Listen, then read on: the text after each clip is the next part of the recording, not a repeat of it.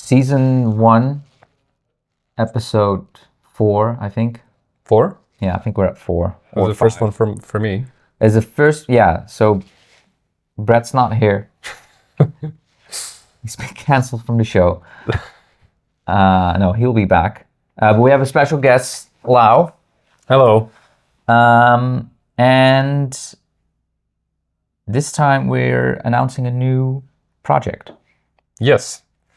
The project is called MCP-Lite, and it's a smallest, simplest library to build MCP servers in TypeScript.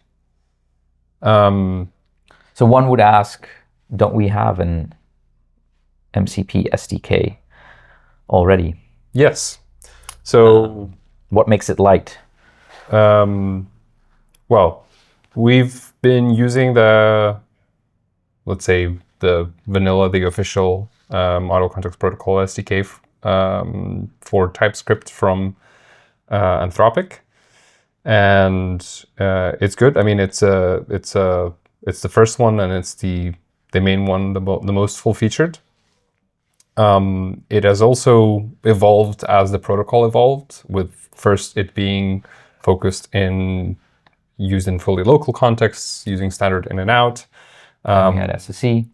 Then the protocol evolved using SSE, and then now it seems to be settling on the streamable HTTP as the main remote transport. And it seems like where most sort of new MCP servers being developed are in remote context, and a lot of the problems that remote contexts face with auth and with other things. Yeah. So we thought, as we were working, what if we took a little bit of a new take on this?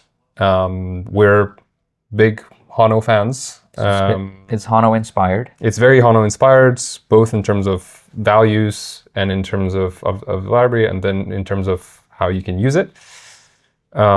It's lightweight and nearly zero dependencies. Web standards. It's web standards.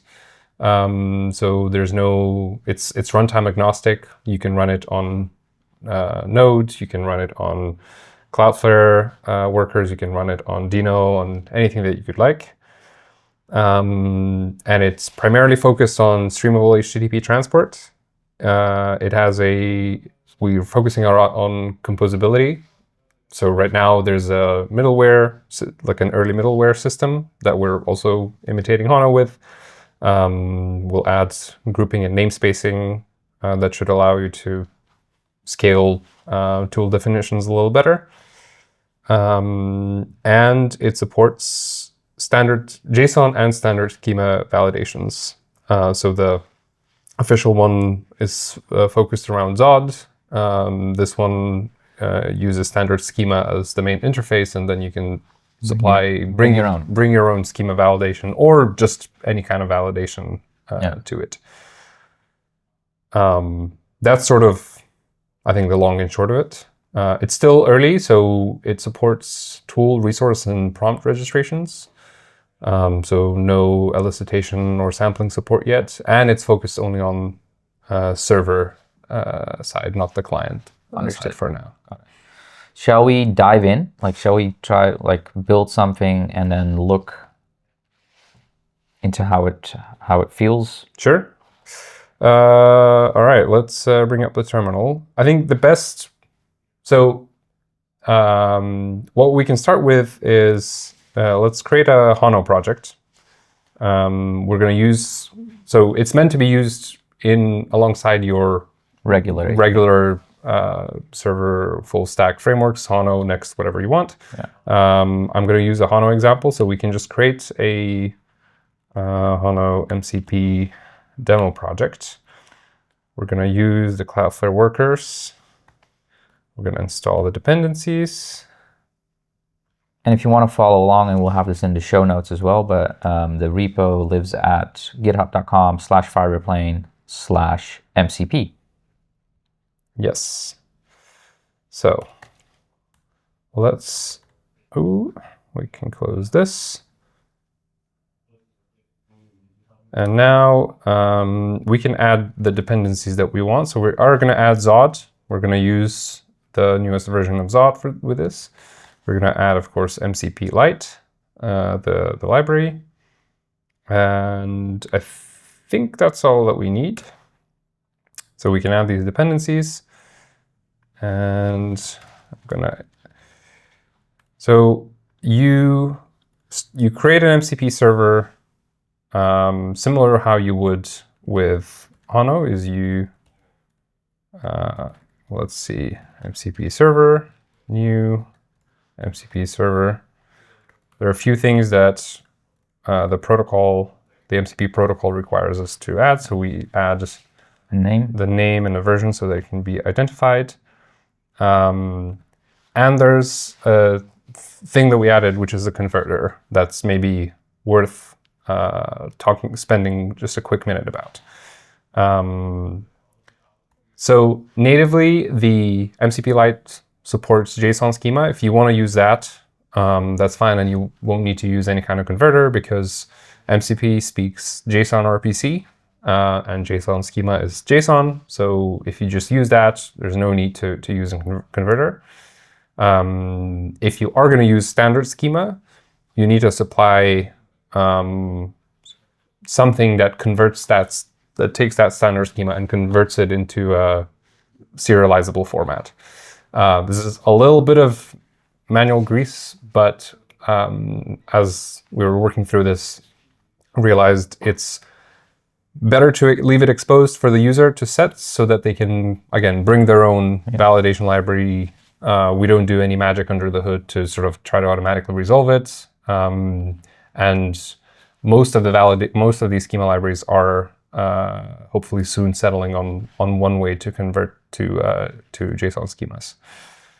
So in this case, we're using Zod. So we're gonna import Zod, and the converter interface is quite simple. It takes any schema that you supply to it, and then with Zod, we have from Zod v4 and over, we have two JSON schema method that we can supply this to, and then just sort of quite safely cast it as this schema is going to be a Zod schema. So any future tool input schemas that we attach to this MCP server are going to use this converter to convert it from the standard schema that we supply into JSON schema. All right, so now we need a schema. We can, before that, what we can do is immediately just add our transport. So we can do, let's see, new streamable HTTP transport. And then it has a bind method, so you bind it to your MCP server. This is, again, using the sort of the same approach that the official SDK does, which is you separate the transport from the official logic so that you can focus on the logic, and then the transport handles the conversion between serialized JSON RPC and the core logic itself. And then we add our MCP endpoint like this. And we can basically return await. HTTP is a sort of kind of like a fetch function that we can pass the raw request in. So we create an MCP endpoint and we hand off any requests that come into to the transport. So again, you could intermix regular API endpoints using Hono here as well. Yeah. So this is it. Like if we start this up, and then I'm gonna spin up the inspector in a separate tab.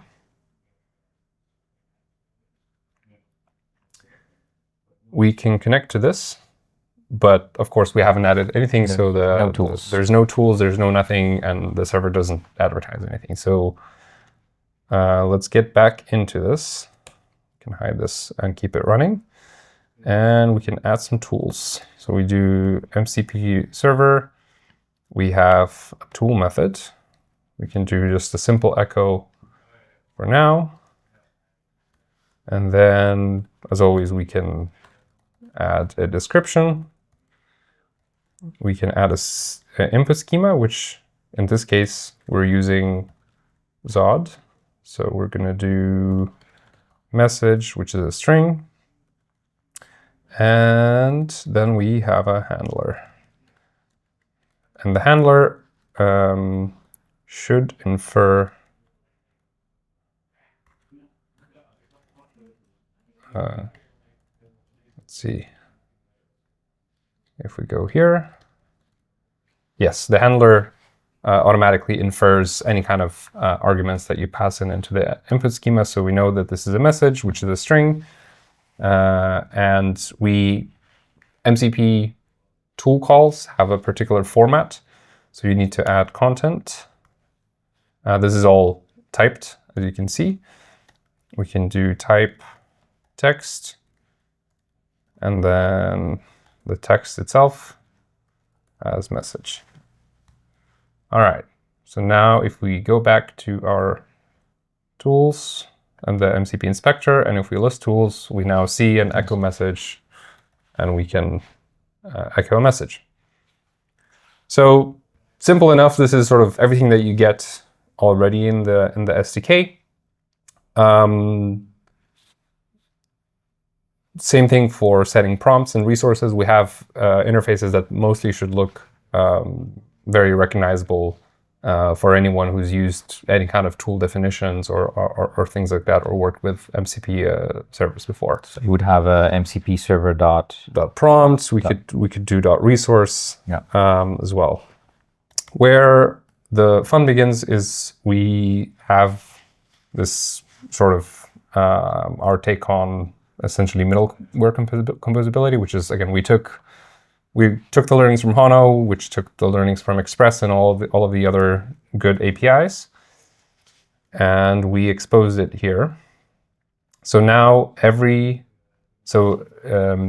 the use register takes a callback, which has essentially two arguments: the context and the next function.